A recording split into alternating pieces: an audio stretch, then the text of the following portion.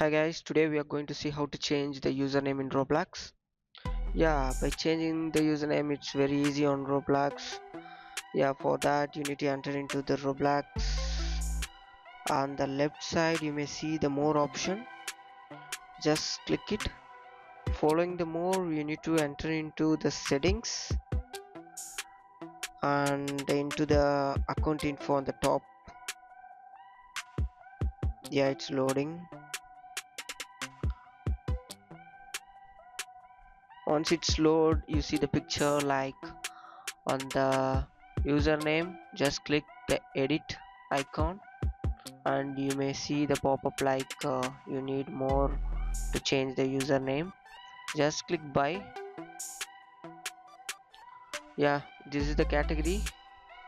Buy the category of Roblox. Just click next and enter your credit or debit card details like card number, CVV and expiry, and save it. Once you save you need to purchase like you need to enter your amount on it, and after once you entered your amount you can change the username. Yeah, thank you for watching. For more subscribe. Thank you.